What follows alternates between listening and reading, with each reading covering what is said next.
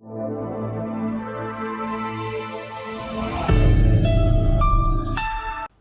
बच्चों, स्वागत है आप सभी का आपकी हिंदी व्याकरण की कक्षा में।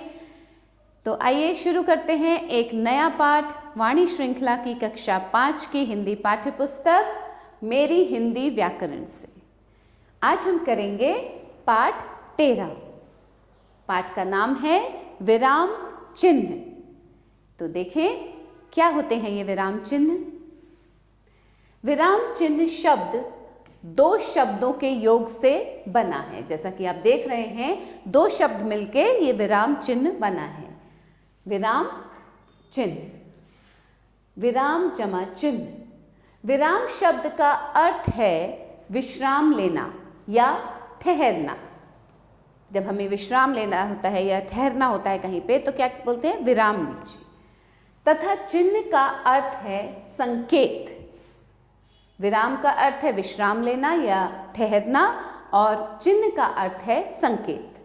बातचीत करते समय हम प्रायः बीच बीच में रुक रुक कर अपनी बात पर बल देते हैं अथवा बात को समझाने के लिए थोड़ी देर रुककर बात पूरी करते हैं।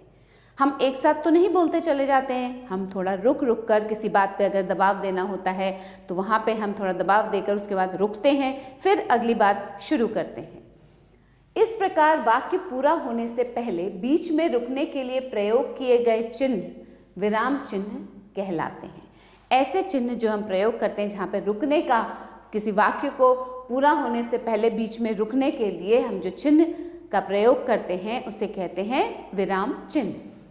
व्याकरण में वाक्यों के बीच में रुकने या ठहरने की प्रक्रिया को स्पष्ट करने के लिए जिन चिन्हों का उपयोग किया जाता है उन्हें विराम चिन्ह कहते हैं। ठीक है बच्चों, प्रमुख विराम चिन्ह इस प्रकार हैं। अब कौन कौन से विराम चिन्ह हैं? पूर्ण विराम, पहला है पूर्ण विराम। वाक्य की समाप्ति पर लगाए जाने वाले चिन्ह को पूर्ण विराम कहते हैं। जैसे मैं विद्यार्थी हूँ, उसके बाद एक खड़ी लकीर खींची जाती है, उसे कहते हैं पूर्ण विराम। वह घर जाता है, पूर्ण विराम। दूसरा है अर्ध विराम। वाक्य में पूर्ण विराम से कुछ कम देर रुकने पर अर्ध विराम चिन्ह का प्रयोग किया जाता है। जैसे अब देखिए, अर्ध विराम का चिन्ह जो है वो है ये, एक बिंदु और उसके नीचे इस तरह का चिन्ह लगाएंगे। मोना आ रही है। अब थोड़ा सा रुके, क्या उसकी सहेली साथ है? जरा सी देर की बात है, फिर हम सब चलेंगे। तो जहां पूर्ण विराम से कुछ कम देर के लिए रुका जाता है उसे कहते हैं अर्ध विराम और वहां ये चिन्ह प्रयोग में लाया जाता है। अल्प विराम तीसरा है बच्चों, अल्प विराम।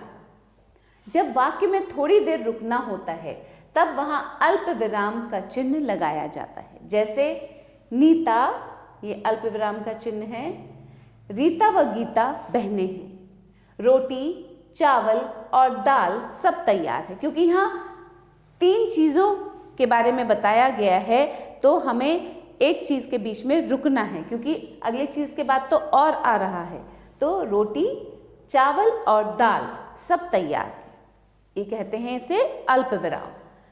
उपविराम, वाक्य में किसी बात को अलग करके दिखाने पर उपविराम चिन्ह का प्रयोग करते हैं। किसी बात को अलग अलग जब करना होता है, जैसे विज्ञान, अभिशाप या वरदान। देखिए 2 बातें हैं, विज्ञान और दूसरी बात क्या है? अभिशाप या वरदान। तो उसके बीच में हमने क्या लगाया? उपविराम, 2 बिंदु। मेरी प्रिय पुस्तक रामायण। प्रश्न सूचक चिन्ह, वाक्य में जब कोई प्रश्न पूछा जाता है तब वाक्य के अंत में प्रश्न सूचक चिन्ह लगाया जाता है। जब भी हम कोई किसी वाक्य में सवाल पूछते हैं, प्रश्न पूछते हैं, तो आखिर में क्या लगता है? एक प्रश्न सूचक चिन्ह लगता है। जैसे तुम कब आओगे, ये एक प्रश्न है, तुम कब आओगे। यहाँ हमने क्या लगाया? प्रश्न सूचक चिन्ह। क्या आपने पाठ याद कर लिया? आखिर में प्रश्न सूचक चिन्ह लगाया। उसके बाद है बच्चों विवरण चिन्ह। अब ये विवरण चिन्ह क्या होता है, ये देखिए, ये है विवरण चिन्ह। वाक्य में जब किसी बात का उत्तर अगली पंक्ति से देना हो तब विवरण चिन्ह का प्रयोग किया जाता है। अब किसी बात का उत्तर उस पंक्ति में से नहीं देना है, उसकी अगली पंक्ति में जो पूछा गया है वहां से देना है उत्तर, तो विवरण चिन्ह लगता है। जैसे हमें निम्नलिखित प्रश्न हल करने हैं, विवरण चिन्ह, उसके बाद प्रश्न दिए गए हैं। हमें इन बातों का ध्यान रखना है, विवरण चिन्ह, और फिर नीचे वो बातें लिखी जाएंगी। अगला आता है योजक चिन्ह। इस चिन्ह का प्रयोग वाक्य में दो शब्दों को जोड़ने के लिए अथवा समानार्थक व विपरीतार्थक शब्द युग्मों के बीच में किया जाता है। दो शब्दों को जोड़ने के लिए किया जाता है योजक चिन्ह का प्रयोग, या किसी समानार्थक या विपरीतार्थक शब्द युग्म अगर होते हैं तो उनके बीच में ये प्रयोग किया जाता है। जैसे अच्छा बुरा, ये बीच में हमने योजक चिन्ह लगाया। काला सफेद, योजक चिन्ह। कोष्ठक चिन्ह, वाक्य में किसी शब्द के अर्थ को स्पष्ट करने के लिए कोष्ठक चिन्ह का प्रयोग किया जाता है। जैसे इस पर भी वह सत्यवादी नहीं पिघला। अब इसका अर्थ क्या है, सत्यवादी किसके लिए कहा जाता है, हरीशचंद्र के लिए कहा जाता है, तो इसका अर्थ हुआ हरीशचंद्र। सत्यवादी का अर्थ क्या हुआ, हरीशचंद्र, तो इसको हमने हरीशचंद्र को कोष्ठक में लिखा है। क्रोधी ऋषि ने उसे श्राप दिया। अब क्रोधी ऋषि कौन माने जाते थे, दुर्वासा ऋषि को क्रोधी ऋषि माना जाता है, तो क्रोधी ऋषि का अर्थ हुआ दुर्वासा, ठीक है, उसे हमने कोष्ठक में लिखा। विस्मय सूचक चिन्ह। अब विस्मय सूचक चिन्ह क्या होते हैं, हर्ष, शोक, आश्चर्य, घृणा, खुशी आदि के भावों को प्रकट करने वाले वाक्यों के बीच या अंत में यह चिन्ह लगाया जाता है, जिससे इन सब भावों का अर्थ स्पष्ट होता है, जो प्रकट होते हैं भाव, ये सारे भाव प्रकट होते हैं, जिससे वहां पे विस्मय सूचक चिन्ह लगाया जाता है। शाबाश, अब देखिए ये भाव है, शाबाश, तुमने मैच जीत लिया, शाबाश के बाद एक विस्मय सूचक चिन्ह लग गया। अरे आप यहां, बड़े आश्चर्य से किसी को अगर आपने अचानक से देखा तो आपने अरे, फिर विस्मय सूचक चिन्ह आप यहां। लाघव चिन्ह, इस चिन्ह का प्रयोग शब्दों को संक्षेप में करने के लिए किया जाता है। जैसे डॉक्टर ऑफ फिलॉसफी, अब इसको छोटा करके कैसे लिखा जाएगा, संक्षेप में पी लाघव चिन्ह लगाया, फिर एच लाघव चिन्ह डी, ठीक है, पीएचडी बोलते हैं ना, तो पीएचडी को हमने लाघव चिन्ह से अलग अलग किया। उद्धरण चिन्ह, जब किसी के द्वारा कही गई बात को ज्यों का त्यों कहना हो तब इस चिन्ह का प्रयोग किया जाता है। जैसा किसी ने बोला है वैसे का वैसा ही जब बोलना हो तो कैसे चिन्ह का प्रयोग किया जाता है, उद्धरण चिन्ह का। सुभाष चंद्र बोस कहते थे, अब वो क्या कहते थे वैसे का वैसा ही लिखा जाएगा, तुम मुझे खून दो मैं तुम्हें आज़ादी दूंगा।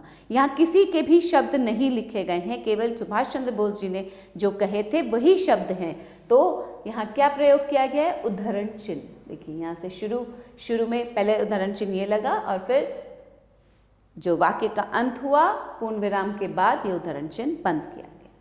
हमारी संस्कृति की उद्घोषणा है सत्यमेव जयते, ये भी उद्धरण चिन्ह के अंदर है। निर्देशक चिन्ह, वाक्य में जब किसी बात का उदाहरण आगे की पंक्ति में दिया जाना हो तब निर्देशक चिन्ह का प्रयोग किया जाता है। जैसे कोई भी बात अगर उदाहरण कुछ कहना हो वो अगले पंक्ति में हो तो उसमें निर्देशक चिन्ह लगता है। सौम्या ने कहा, निर्देशक चिन्ह, मैं चलती हूं।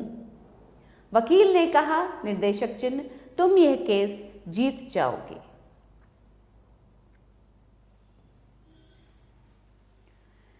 तो बच्चों समझ आया ये विराम चिन्ह, कितने तरह के विराम चिन्ह हैं उसके बारे में अभी आपने पढ़ा, तो आशा करती हूँ आपको समझ में आया होगा। तो आइए चलिए अब अभ्यास करते हैं और देखते हैं कितना समझ में आया। निम्नलिखित वाक्यों में उचित विराम चिन्ह लगाइए। निम्नलिखित वाक्यों में उचित विराम चिन्ह लगाइए। नीता, मीता व संगीता सही समय पर पहुंच गईं।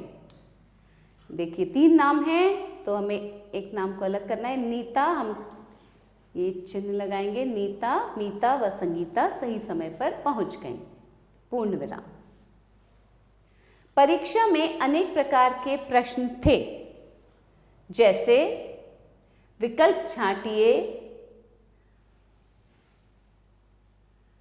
अब देखिए, जैसे विकल्प छांटिए, उत्तर दीजिए आदि। मां ने कहा मुझे सर्दी लग गई। मां ने कहा मुझे सर्दी लग गई। ठीक है। वह आईएएस की परीक्षा देगा। अब आईएएस में क्या आएगा, ये देखिए आईएएस। निम्नलिखित वस्तुएं मंगवा दीजिए। अब यहाँ पूर्ण विराम नहीं लगेगा, वस्तुओं का नाम नीचे आएंगे ना, तो निम्नलिखित वस्तुएं मंगवा दीजिए, ये विराम चिन्ह लगेगा। ठीक है बच्चों, नीचे दिए गए विराम चिन्हों का वाक्यों में प्रयोग कीजिए। अब यहाँ विराम चिन्ह दिए हुए हैं, सभी विराम चिन्ह आपने अभी पढ़े हैं, उनके बारे में पढ़ा है, कैसे कैसे कहाँ कहाँ प्रयोग किया जाता है। तो इसे आप स्वयं करेंगे, वाक्य बनाएंगे और इन चिन्हों का प्रयोग करेंगे। तो बच्चों, पाठ का अंत करते हैं यहीं, और फिर से एक बार इस पाठ का अध्ययन कीजिए। सभी विराम चिन्हों को अच्छे से पढ़िएगा, कहाँ पे कैसे प्रयोग किया जाते हैं, ये विराम चिन्ह प्रयोग होते हैं, उसका अध्ययन करके और फिर इस अभ्यास को पूर्ण कीजिएगा। फिर मिलेंगे एक नए पाठ के साथ, कुछ नया सीखने के लिए। तब तक के लिए आभार।